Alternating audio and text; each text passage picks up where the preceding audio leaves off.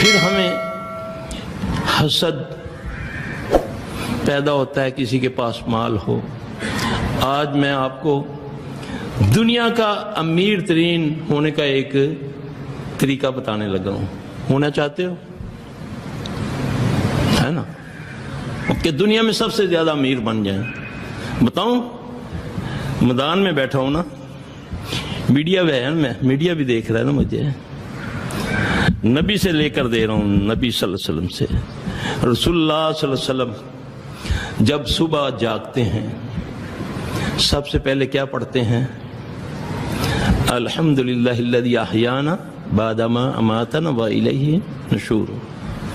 پھر اس کے بعد آپ پڑھتے ہیں لا الہ الا اللہ وحدہ لا شریک لہ لہ الملک ولہ الحمد یحیی ویمیت وہو حی لا یموت بیدہ الخیر وہو علی کل شیء قدیر. پھر آپ پڑھتے ہیں سبحان اللہ والحمد للہ ولا الہ الا اللہ واللہ اکبر. پھر پڑھتے ہیں اعوذ باللہ السمیع العلیم من الشیطان الرجیم بسم اللہ الرحمن الرحیم ان فی خلق السماوات والارض واختلاف اللیل والنہار لآیات لأولی الالباب. سورہ آل عمران کا آخری رکوع پڑھتے پھر آپ بستر سے اٹھتے. اللہ کے نبی صلی اللہ علیہ وسلم نے فرمایا کہ جس نے سورہ آل عمران کا آخری رکوع پڑھ لیا وہ دنیا اور مافیا میں جو کچھ ہے اس سے اس کے پاس بہتر ہے. یعنی دنیا کے خزانوں سے بہتر جس نے اس کو صبح پڑھ لیا. ایک دن یہ بات میرے ذہن میں آئی. ایک بہت نیک بی بی تھی, کسی شہر سے آئی. آپ یقین جانے میرے اس دن دل میں یہ بات تھی کہ میں نا اس عورت کو نا بڑی زیادتی کرتا ہے یہ شیطان اس کے ساتھ. میں نے اس کو بولا بی بی تم نا صبح فجر کے وقت جب جاگو تو آل عمران کا رکوع لازمی پڑھا کرو. کچھ دنوں کے بعد وہ میرے پاس آئی تو وہ حاضر ہو کے پتہ کیا کہتا ہے؟ مجھے گالی دیتا ہے وہ جن. مجھے کہتا ہے سلفی تجھے یہ ہو جائے, یعنی کہ گالی ماں بہن کی دے کر کہتا ہے کہ تو نے میرا بیڑا غرق کر دیا, میری ساری طاقت ختم کر دی ہے. کہتا ہے جب یہ رکوع پڑھ لیتی ہے سارا دن میں کیا میرا پنڈت زور لگا لیتا ہے, ہم اس کے قریب نہیں جا سکتے. بچپن سے وہ اس کے ساتھ تھا. وہ نبی صلی اللہ علیہ وسلم کی باتیں ہیں, تمہیں نہیں جانتے, تمہارے جو آگے پردے ڈلے ہوئے ہیں اس کا فائدہ کیا ہے. جو نبی نے فرما دیا نا کہ اس گھر سے خیر ختم نہیں ہوتی, جس کبھی خیر ختم نہیں ہوگی جس گھر میں ہاتھ دھو کر کھانا کھایا جائے اور کھانے کے بعد ہاتھ دھوئے جائیں تو مان جاؤ. ویسے خیر طلب کرتے ہو, لوگوں کو جا جا کر دعائیں منگواتے ہیں, مولوی صاحب ساڑھے سے دعا کرو اللہ خیر کر دے. اس گھر سے خیر کبھی ختم نہیں ہوتی جہاں کھانا کھانے سے پہلے ہاتھ دھویا جائے اور کھانے سے کے بعد ہاتھ دھویا جائے. یہ محمد صلی اللہ علیہ وسلم نے پایا. اپنے برتنوں کو ڈھانپ لو, کھانے پینے چیزوں کو ڈھانپو.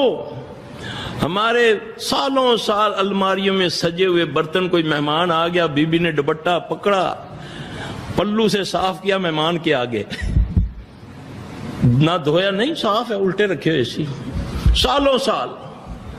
بستر ہے, بستر آیا, گئے چھٹی پہ گئے, یا جیسے پاکستان میں باہر سے لوگ آتے ہیں پھر ہمارے پاس آئیں گے, جی بس پاکستان آیا ہوں, بستر پر لیٹا ہوں, صبح اٹھاؤں تو کمر میں درد ہے, تو برداشت نہیں ہو رہا, ڈاکٹروں کو سمجھ نہیں آ رہی کہ یہ درد کیوں ہے. جب اس درد کو پوچھا کھوتیا کیوں ہونا ہے, مجھے سمجھ آتی ہے نا, میں دردوں سے باتیں کر لیتا ہوں نا, تو کہتا ہے اس پر میں بیڈ میں رہتا تھا, یہ آیا ہے, میں سویا ہوا تھا, یہ میرے اوپر آ کر لیٹا تو میں نے پھر اس کو درد پہنچا دیا. یعنی کہ آپ نے فرمایا بستروں کو جھاڑا کرو, فرمایا نا کہ جب بستر پر جایا کرو تو کیا کرا کرو, ہاتھ مار لیا کرو. یہ رسول اللہ صلی اللہ علیہ وسلم نے فرمایا. ہم آتے ہیں انگڑائی لی کر کے منہ کھولا, منہ سے بھی اندر, کمر سے بھی اندر, بیماری لگ گئی.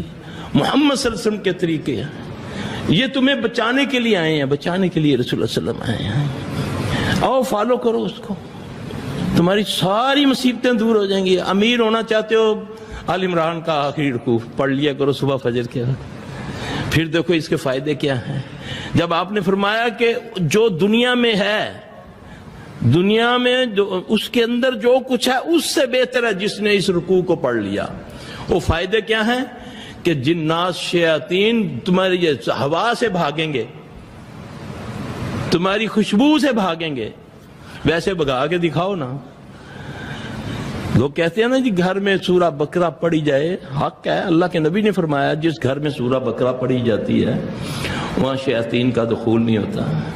لوگ کہتے ہیں صرف سب 5 بچے ہیں, 5 پڑھتے ہیں سورہ بقرہ, ہم 5 کے 5 پڑھتے ہیں, پھر بھی آگ لگ رہی ہے, پھر بھی کپڑے کٹ رہے ہیں, پھر بھی یہ ہو رہا ہے, یہ ہو رہا ہے. میں نے بولا اپنے رزق کو دیکھ لو یار, اپنے معاملات دیکھ لو, کوئی بہن بھائی کا کوئی مال تو نہیں کھا لیا, کسی بہن کا حصہ تو نہیں کھا لیا ہوا, دیکھو تو صحیح نا, کہیں نہیں. اللہ کے نبی کی بات تو غلط ہو ہی نہیں سکتی نا. میں بقرہ تو دور کی بات ہے, آپ صلی اللہ علیہ وسلم نے فرمایا جو سونے سے پہلے بقرہ کی آخری 2 آیتیں پڑھ لے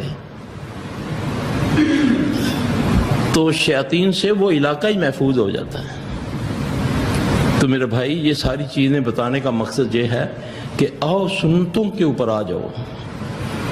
یہ تمہیں نکالنے کے لیے آئے ہیں رسول اللہ صلی اللہ علیہ وسلم ان مصیبتوں سے. اور آج سب سے زیادہ جو مصیبت زدہ امت ہے تو وہ صرف محمد صلی اللہ علیہ وسلم کی امت ہے. چاہے افریقہ ہے, چاہے یورپ ہے, چاہے ایشیا ہے, چاہے کچھ اور ہے, جہاں مسلمان اذیت میں ہے اسی وجہ یہ ہے کہ اس نے اپنے اصل کو چھوڑ دیا.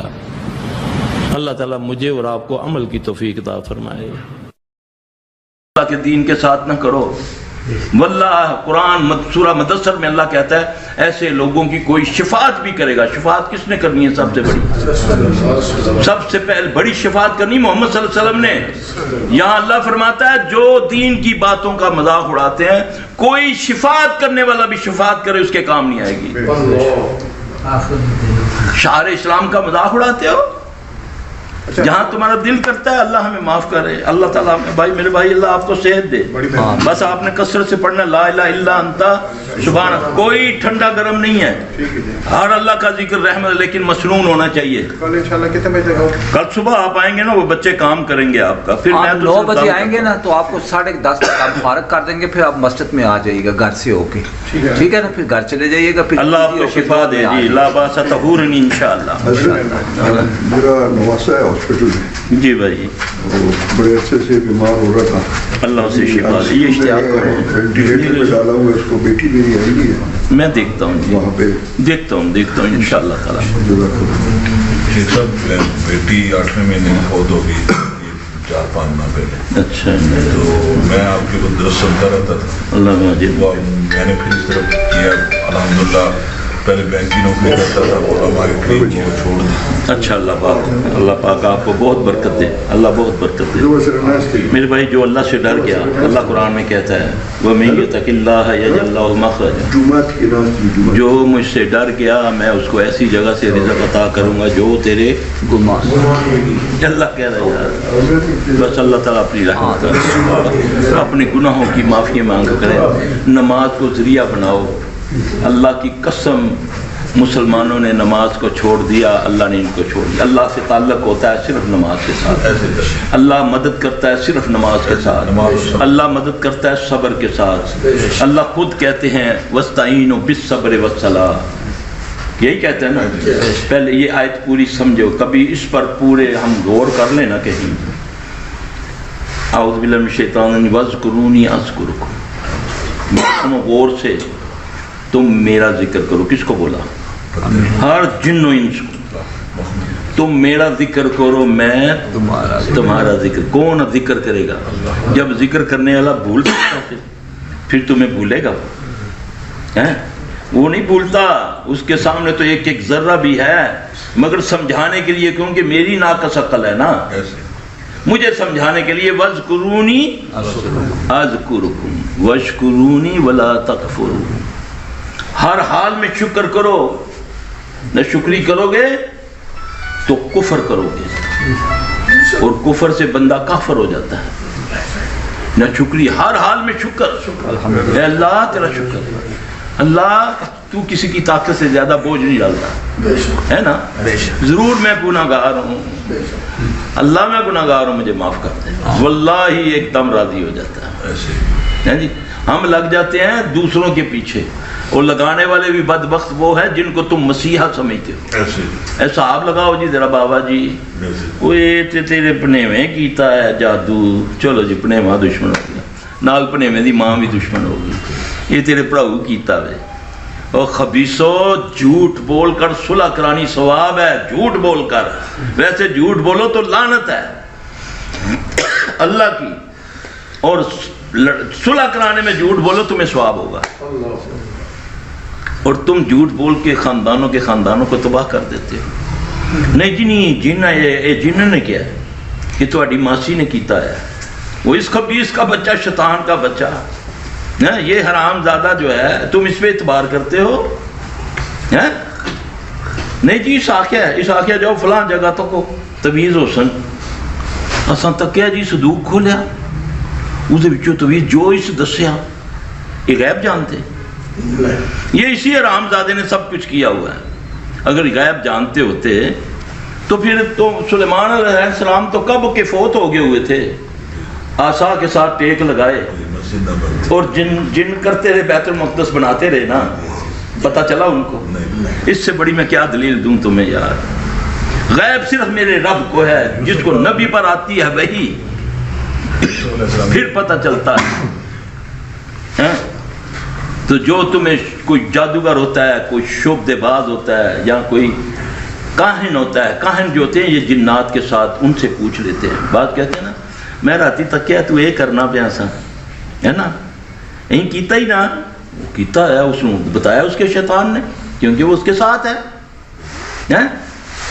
سمجھو اس چیز کو کہ نبی صلی اللہ علیہ وسلم پر تو وہی آئے تو پتہ چلے. اس بدبخت کو مجھے دیکھ کے مجھے سب کچھ بتا دیا اس نے. یہ کیا ہے؟ اوے ظالموں، اوے تمہیں پاگل کر دیا ان پاگلوں نے. انہیں پتہ ہے یہ گائیں ہیں، گائیں. سیاستدان ہے وہ تمہارے دل میں وسوسہ ڈال رہا ہے جی، علماء سو ہیں وہ تمہارے دلوں میں وسوسے ڈال کر انتشار شرک و بدعت کے تمہارے لیے عبادت بنا دیا ہے جی. تم جھکتے ہو انسانوں کے آگے، قبروں کے طواف کرتے ہو. جو اللہ جس کے لیے سزاوار تھا تم اس کے لیے انسانوں کو بنا لیا. یہ نہیں کہ یہ ہے کون، نہیں جی سرکار کچھ ہے، یہ کچھ کر دیں جی. ظاہر شیطان اس کی بات مارتا ہے، تمہیں دکھائے گا یہ کرتا ہے. اللہ نہیں کر سکتا. سبحانک اللہ. وہاں بیٹھتے ہیں وہ سرگودا میں 95 چاکی اسلام آباد پہ پیر جاتا تھا نا، وہ میرے بھائی صاحب یہاں جتنے بندے اتنے مروائے 9-10 بار. وہ اللہ محفوظ رکھے میرے بھائی. ایک کا لڑ جو اس نے طریقہ بتانا ہے، بس کرونی اذکرکم یا ایھا الذین آمنوا استعینوا بالصبر والصلاۃ، یہ اللہ کہہ رہا ہے. آؤ نہ مسجدیں آباد کرو، نہ اٹھو نہ صبح فجر کے وقت، دیکھو رزق کیسے ملتا ہے، بیماریاں کیسے دور ہوتی ہیں. اس وقت سوئے ہوتے ہو، ساری رات جاگتے ہیں ہم. اللہ اکبر کبیرہ. اللہ ہمیں معاف کرے. نماز کو اس طرح پڑھو جیسے نبی صلی اللہ علیہ وسلم نے فرمایا. آپ یقین جانیں یہ جو لوگ آدھا سجدہ، نبی صلی اللہ علیہ وسلم جب سجدے سے اٹھتے یہاں تک بیٹھتے کہ آپ کی کمر کا جو کپڑا ہے اس کا سروٹ نکلتی، پھر آپ دوسرا سجدہ کرتے. نبی صلی اللہ علیہ وسلم نے فرمایا صلو علیہ کما صلو علیہ اعوذ باللہ من الشیطان الرجیم صلو علیہ اعوذ باللہ من الشیطان. نماز اس طرح پڑھو جس طرح مجھے دیکھتے ہو. ہاں اب مجھے یہ بتائیں کہ آپ صلی اللہ علیہ وسلم 2 سجدے کے درمیان دعا پڑھتے ہیں، پھر دوسرا سجدہ کرتے ہیں. کبھی دعا پر غور کیا؟ جو چاہتا ہوں وہ کہا ہے کہ اس سمے، کیونکہ سب سے زیادہ قریب بندہ کب ہوتا ہے؟ سجدے میں. نماز میں سب سے زیادہ قریب کب ہوتا ہے اللہ کے؟ جب سجدے میں. اللہ کہتا ہے، نبی صلی اللہ علیہ وسلم آپ پڑھا کرتے اللہم اغفر لی، اے اللہ میری مغفرت کر. آمین. اللہم اغفر لی ورحمنی، مجھ پر رحم فرما. میں تو ڈھنوں ڈن، آدھی کمر جھکی ہوئی ہے، ابھی اٹھا ہی نہیں ہے، پھر دوسرا سجدہ. اللہ کی قسم نبی صلی اللہ علیہ وسلم نے فرمایا کووں کی طرح ٹھونگے نہ مارو. آپ نے فرمایا ایسی نماز تمہارے منہ پر لپیٹ کر، گندے کپڑے میں، عورت کا حیض کے کپڑے کا نام ہے، لپیٹ کر تیرے قد سے اوپر ہونے سے پہلے تیرے منہ پر مار دی جاتی ہے. اور وہ نماز بد دعا کرتی ہے، اللہ جس طرح اس نے مجھے برباد کیا تو اس کو برباد کر. یہ کیسے ہو سکتا ہے میں نماز بھی پڑھوں اور میرے معاملات بھی الٹ جائیں؟ اللہ کہتا ہے اِنَّ الصَّلَاةَ تَنْهَىٰ عَنِ الْفَحْشَاءِ وَالْمُنکَرِ، بے شک نماز بے حیائی اور برے کاموں سے روکتی ہے۔ نماز بھی پڑھتا ہوں، فلمیں بھی دیکھتا ہوں، گانے بھی سنتا ہوں، غیبتیں بھی کرتا ہوں، چوری بھی کرتا ہوں، تو میں اللہ کی بات مانوں یا اپنے دل کی بات؟ اللہ کہتا ہے بے شک اِنَّا، لفظ اِنَّا ہے، اس میں کوئی شک نہیں کہ نماز بے حیائی برے کاموں سے روکتی ہے۔ میں 50 سال 60 سال سے نماز بھی پڑھوں پھر بھی میں وہی کا وہی ہوں۔ اپنے عمل کو دیکھنا کہ میرا عمل قبول کیسے ہوا ہے کہ نہیں۔ اپنے معاملات کو دیکھو، عمرہ کیا، حج کیا، اس کے بعد اگر میری زندگی میں چینج آ گیا، اگر میں نے جھوٹ بولنا چھوڑ دیا، دکان پر 2 نمبری کرنی چھوڑ دی، لوگوں کو دھوکہ چھوڑ دیا، غیبتیں چھوڑ دی، سمجھو کہ تیرا حج عمرہ قبول ہے۔ اگر وہی تیری عادت ہے تو سمجھ تو پیسے لگا کر آیا، تیرے پیسے سارے برباد ہو گئے، نہ تجھے عرفات میں کچھ ملا، نہ تجھے منی میں کچھ ملا، اور نہ ہی مزدلفہ میں ملا، نہ ہی حرم میں ملا، نہ صحیح میں ملا۔ اللہ اکبر کبیرہ۔ یہ ہے آج دیکھو کیا حال ہے اپنا، مسلمانوں کا دیکھو حال، عرب و عجم کو دیکھو، ذلت ان کا مقدر بن گئی۔